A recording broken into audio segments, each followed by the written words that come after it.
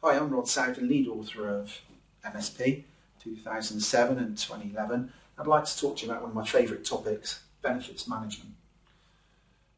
In 2006, KPMG produced a paper that suggested 90% of benefits in business cases are never delivered.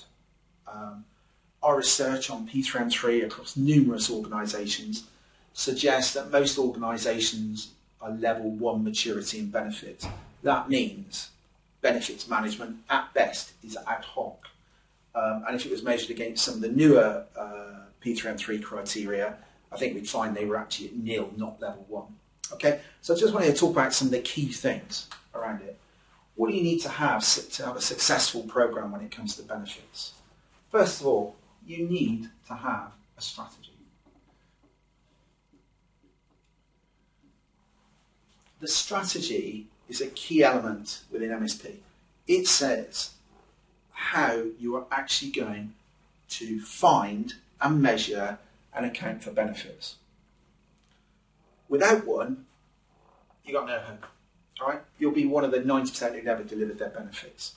Although, just as a little side, I suspect most of those organisations did deliver benefits because they didn't have a strategy and they had no way of accounting for them. They didn't actually ever record them and therefore they failed. Programs often deliver benefits that are never accounted for, so bear that in mind. When we're thinking about your strategy, you've got to think about the type of program you're delivering. Yeah? If you're delivering a vision-led program, blue sky, never been done before, you need to be much more focused on benefits because your chances of failure are much higher. You're doing it because of the opportunities that are coming. If you're a compliance program, on the other hand, which is a must-do program, your benefits are likely to be the avoidance of the nasty things that would happen if you didn't do it, which could be market share collapse or it could be non-legal compliance or something other like that. So your benefits shift with the type of program. And you've also got the issue of emergent programs. You're bundling loads of projects together or with other initiatives. At the program level, you've got to be focusing at the aggregating effect. Okay? So that's what we're thinking about when we do our strategy. Secondly, we've got to think about governance. Okay? The most important role for benefits delivery is the business change manager or business transformation director, whatever you want to call them. BCM probably undervalues them, to be honest. Lots and lots of programs don't have this sorted. Their program boards are a group of people who are sat there with no responsibility for benefits, but they'll all chime in about benefits. So clear, accountable ownership for benefits needs to sit on that program board with the people who run the operation or look after that sector to deliver the change. All right, we've seen different ways. Most organisations kind of have it on their program board. It's just they haven't really nailed it in the roles and responsibilities. So you need to have the BCM. We need to have clear responsibilities. And here's the big hint. If benefits is not top of your program board agenda, then you're going to go missing because it'll go to the bottom of the list, go to AOB and drop off the bottom. All right. So it should be number 1 on your list, on your program board agenda. Number 3, the process.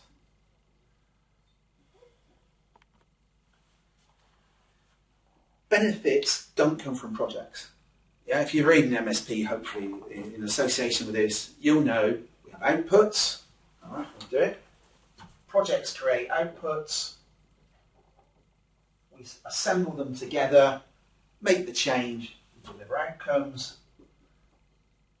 which is the changed operating state, and later we stabilise, we keep pushing the efficiencies, and we end up with benefits.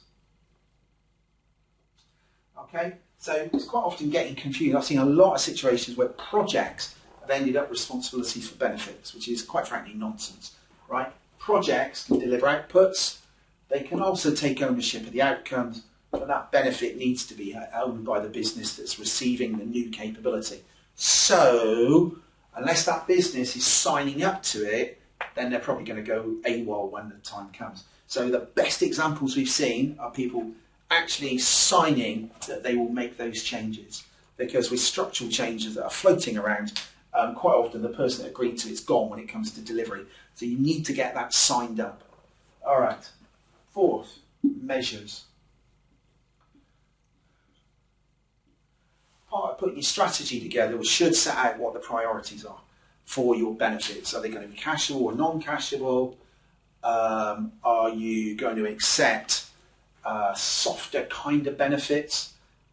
But the thing is, if you can't measure it, you can't manage it. And if you can't manage it, you ain't going to get the benefit. So all that wafty stuff about that might appear, if that's the basis of your business case, then you're probably going to fail.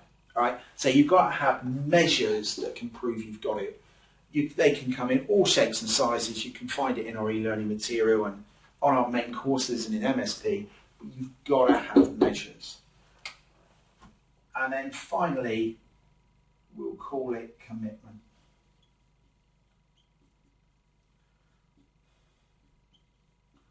All through the program structure, people have got to be focused on benefits and they've got to be committed to it. So really this is around management behaviour.